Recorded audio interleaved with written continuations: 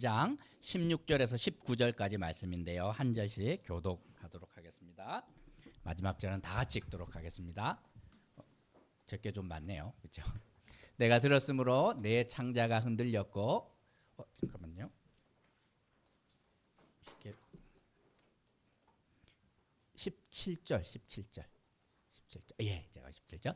비록 무화과 나무가 무성하지 못하며 포도나무에 열매가 없으며 감람나무에 소출이 없으며 밭에 먹을 것이 없으며 우리의 양이 없으며 외양간에 소가 없을지라도 나는 여호와로 말미암아 즐거워하며 나의 구원의 하나님으로 말미암아 기뻐하리로다. 19절 함께 읽겠습니다. 주 여호와는 나의 힘이시라 나의 발을 사슴과 같게 하사 나를 나의 높은 곳으로 다니게 하시리로다. 이 노래는 지휘하는 사람을 위하여 내 수금에 맞춘 것이니라. 아멘. 오늘은 추수감사절입니다. 추수감사절은 뭐 하는 날일까요? 이렇게 말 그대로 감사해야 하는 날입니다. 이 1년에 한 번 우리가 일상을 멈추고 한 해를 돌아보며 하나님께 감사하는 절기가 추수감사절입니다. 열심히 수고했는데 열매가 많으면 감사가 막 저절로 나옵니다. 열심히 공부했더니 성적이 막 쑥쑥 오르면 너무 감사하죠. 회사에서 열심히 일했는데 월급이 막 쑥쑥 오르면 너무너무 감사합니다. 가정에서 열심히 수고했더니 남편도 바뀌고 자녀들도 변화되면 믿음이 없어도 우리는 감사할 수 있습니다. 하나님 없어도 우리는 감사할 수 있어요. 하지만 열심히 수고했는데 아무런 열매가 없다면 어떨 것 같습니까? 절대로 우리는 감사하기가 쉽지 않지요. 오늘 본문은 하박국 목사님이 주인공인데 이 하박국 목사님은 좋은 목사님이었을까요? 나쁜 목사님이었을까요? 나쁜 목사님이었다. 하박국 목사님은 아주 훌륭한 목사님이었습니다. 하나님께서 말씀하신 대로 열심히 순종을 했는데 결과가 어땠냐면 엉터리였습니다. 하나님의 말씀을 따라 왕을 섬기고 백성들을 섬겼는데 안 돼요. 우리가 설교 끝나고 나면 한국 사회와 한국 교회를 위해서 그렇게 울며 기도하는데 변화가 생기면 좋겠는데 변화가 하나도 생기지 않습니다. 왕은 더 나빠지고 나라는 더 나빠지고 사람들은 더 악해져 가는데 막 마음이 막 이렇게 어려운 거죠. 그래서 이제 그림을 그려보면 이런 그림입니다. 뭐라고 표현을 하냐면 이런 그림이에요. 열심히 일했는데 여기가 무화과 나무인데 열매가 별로 없어요. 다 떨어졌고 그 다음에 여기는 뭐냐면 멀리 보입니까? 포도원이에요. 포도원. 포도가 있어요? 없어요? 다 말라서 하나도 없어요. 얘는 뭐냐면 올리브 나무입니다. 그렇죠? 열매뿐만 아니라 잎도 없이 다 말랐고 자 여기는 이렇게 밭농사를 지었는데 어떻습니까? 다 망쳤어요. 그리고 여기는 어디냐면 외양간인데 여기는 뭐가 있어야 되냐면 양이랑 송아지가 있어야 되는데 있어요? 없어요? 왜 어디 갔을까요? 얘네들? 다 죽은 거예요. 없어요.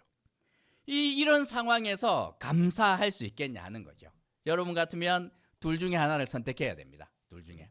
감사할 수 있습니까? 아니면은 불평할까요? 이런 상황 가운데서.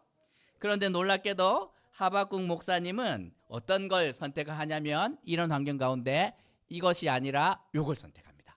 감사하기로 결심을 해요.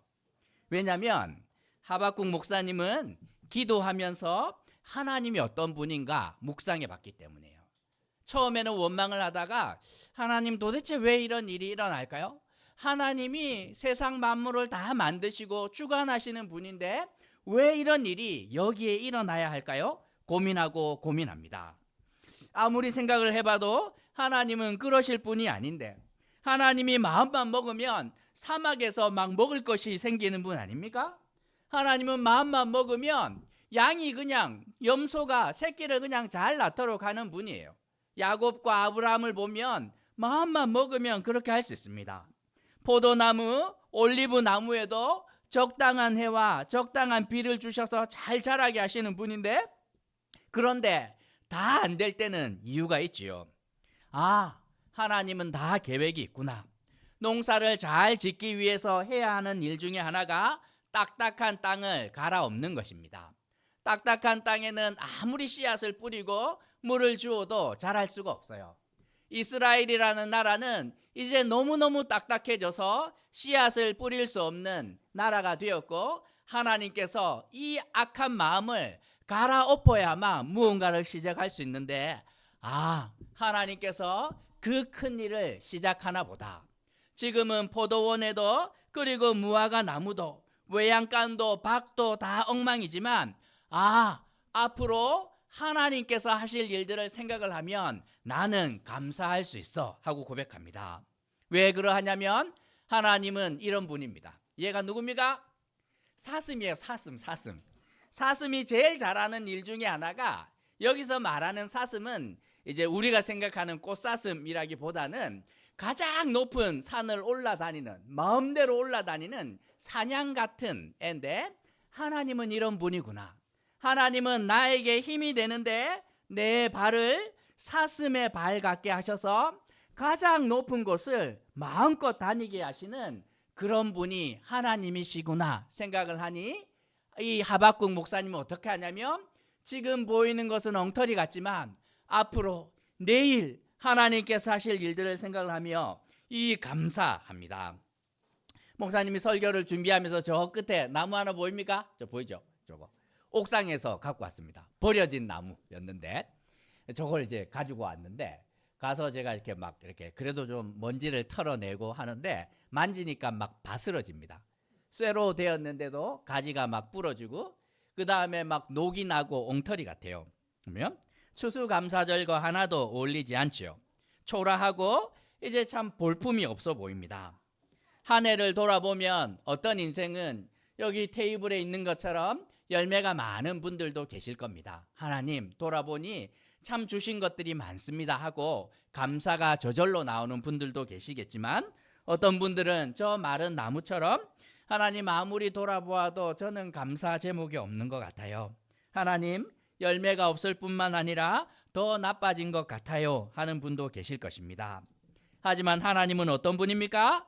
우리의 힘이 되셔서 내 발을 사슴의 발처럼 가볍게 하셔서 가장 높은 곳으로 뛰어다니게 하시는 분이라고 하박국 목사님은 말씀하고 있습니다.